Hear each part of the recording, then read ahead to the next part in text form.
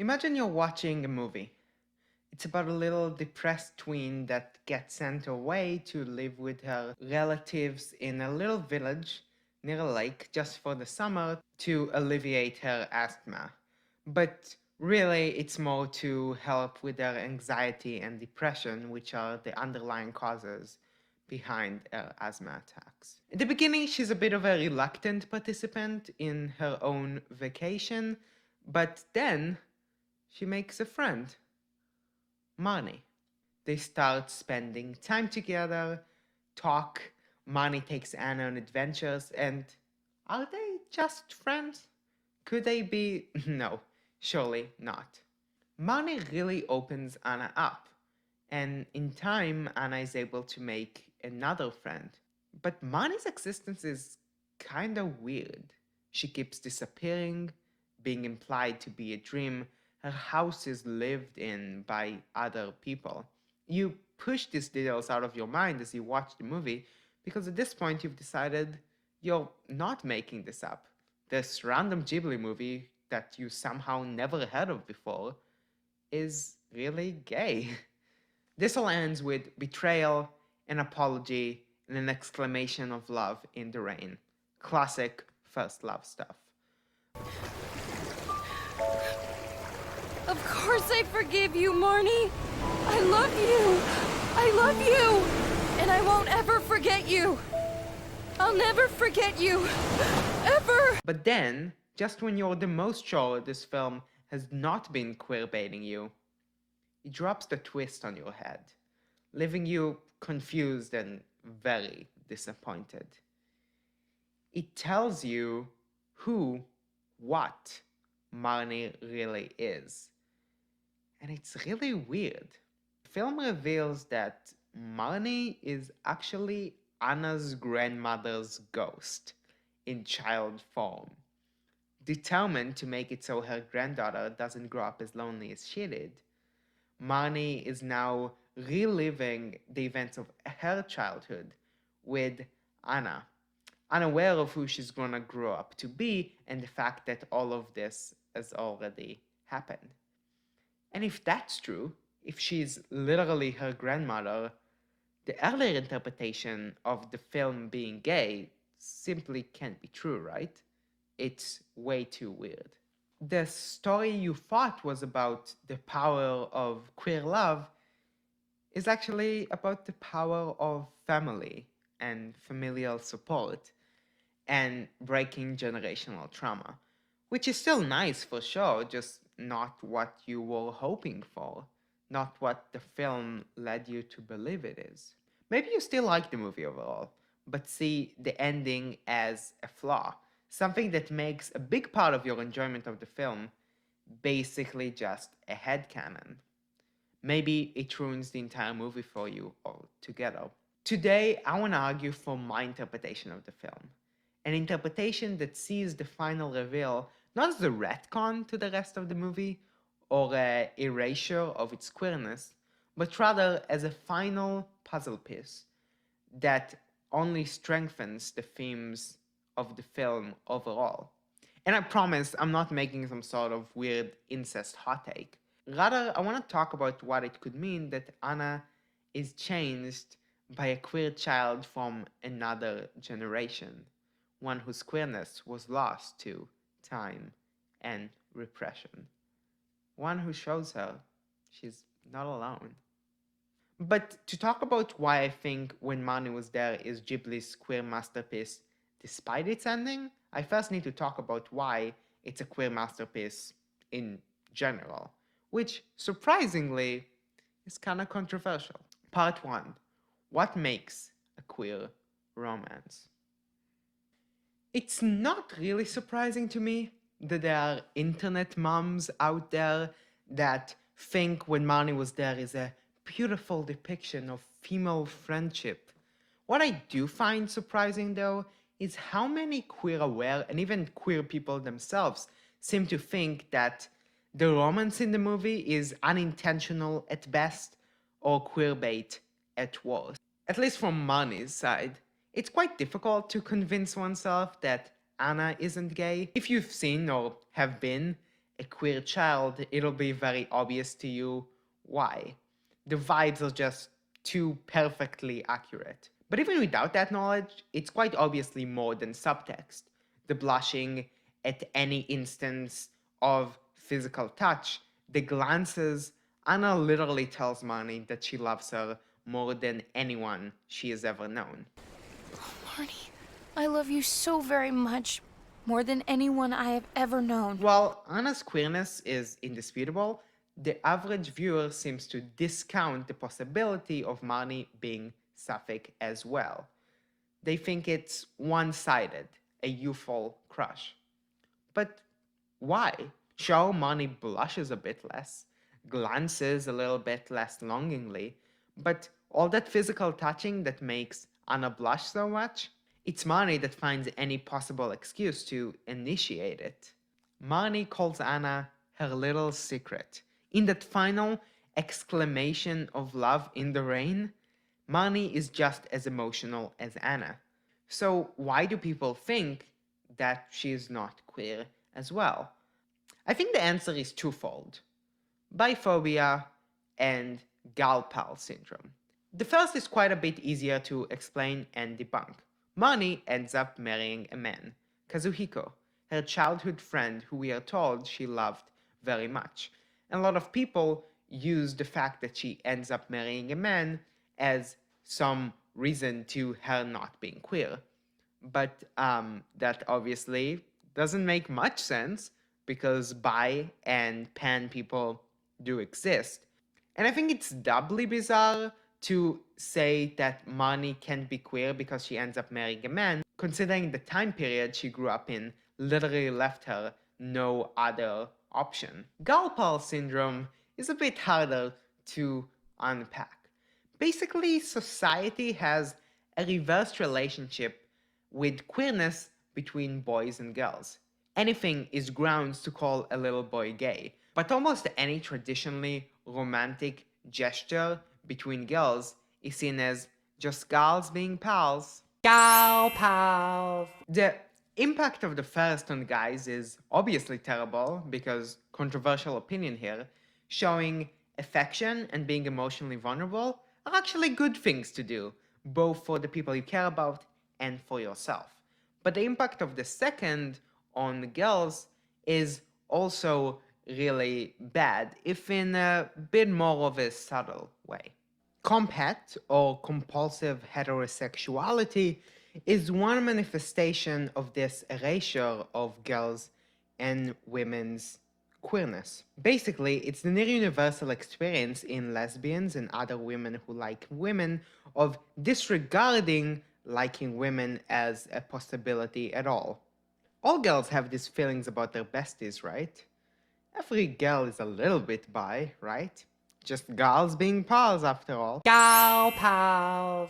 Almost ironically, society's incessant sexualization of womanhood itself makes it so much harder for women to come to terms and express their own sexuality when they want to. ContraPoints made an incredible video about this topic called Shame. I am a gay, not clickbait.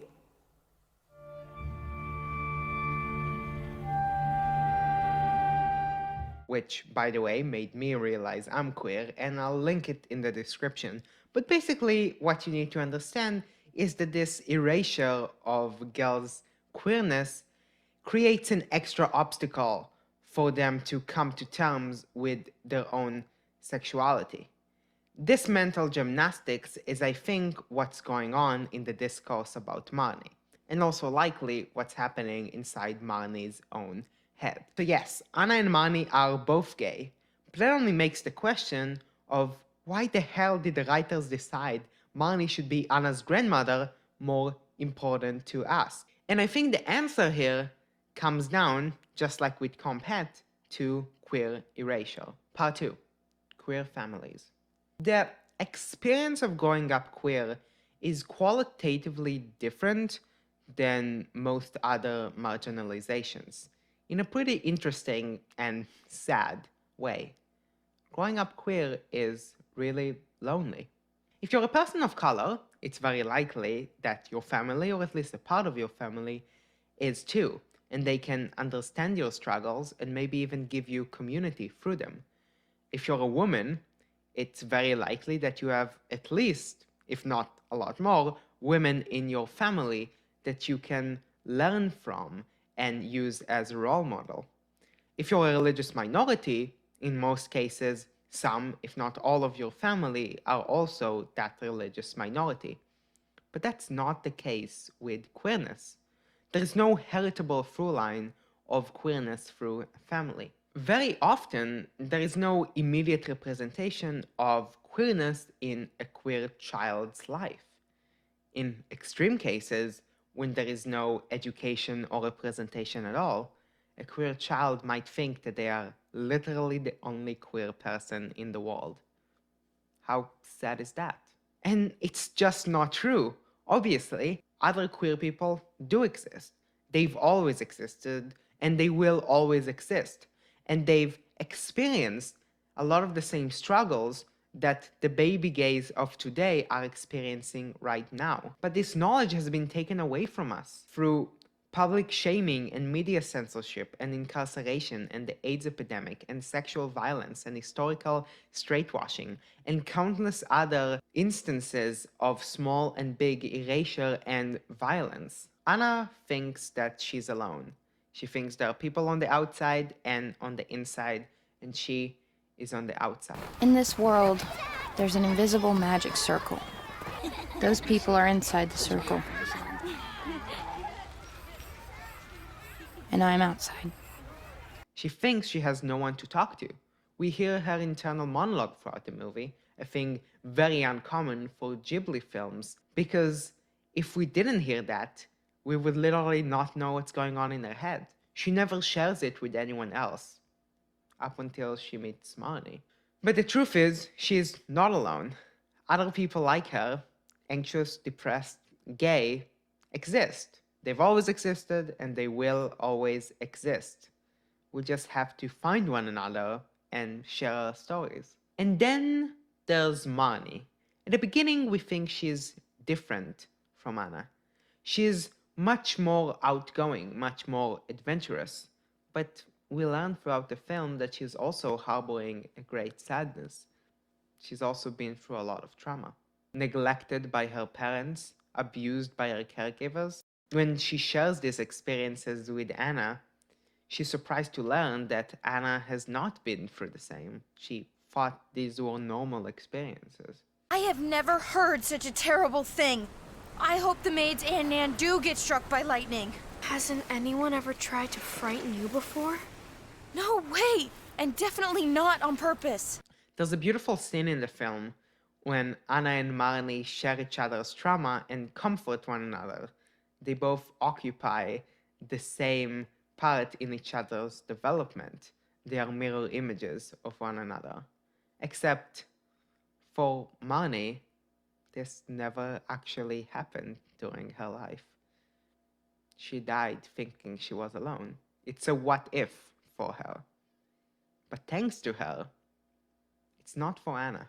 That's why it's so important that Marnie is not just a queer child that struggles with mental health, but is also from another generation, that she is an, up until now, hidden part of Anna's family. It exposes the lie of society, that of queerness and mental illness being new things, and instead shows us the truth. The knowledge of these experiences has been taken away from us, but it's there. It's always been there. We need to make sure no one can take our stories from the next generations like they took the older generation's stories from us. We must not allow the pain and joy to be confined to silence any longer. Someone in your family, probably a few someones, would have been out as queer if they grew up today. Someone in your family, probably a few someones, would have been diagnosed with a mental illness if they grew up today. Both of these are facts. Don't let them tell you otherwise. Do you know the saying, blood is thicker than water? It's a dilution, pun intended, of the original saying, one with an opposite meaning. The blood of the covenant is thicker than the water of the womb. Being queer is simultaneously finding and creating your own families. And I forgot to mention one little thing. Anna is actually adopted. And when she shares that fact with Marnie, this is what Marnie has to say. I'm actually jealous of you. I think you're lucky to be a foster child. If you really didn't have any relatives left, then the folks who took you in as a daughter must be truly kind-hearted people. Part 3 and final. When Marnie was there. It's a weird name, When Marnie Was There. It's really unusual for a film's name to be so unapologetically in past tense. But it's a fitting name, because Marnie, the character, has no present tense. She's a vessel for Anna to grow through, but she cannot grow herself. It's too late for her, but it's not too late for people like her. When she screams at Anna to forgive her, crying in the rain, it's not for her sake, it's for Anna. It can only be for Anna. And it's the only scene in the movie to ever make me cry. So I keep watching When Marnie Was There, but not because I relate to Anna, even though I do, but because she reminds me of someone I used to know, someone I loved, influenced, and then moved on from. Marnie has faith that Anna will be okay even without her after what they went through together. I do too. Because I think we all need to be like Marnie sometimes, content to be ghosts, to have no control, to do our part and leave. And at the same time, be forgiven, but not forgotten. We have to believe that our stories matter, even if we can't change the past. The present can never change the past, but the past will always change the present. We just have to let it. So I just want to end with the very last words of When Marnie Was There. The last chorus of the song, Fine on the Outside. Second, before we cut to credits. So I just sit in my room after hours with the moon and think of who knows my name.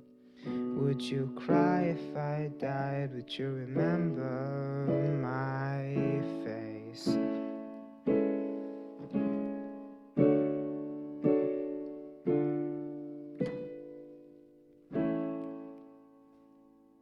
Thank you for watching.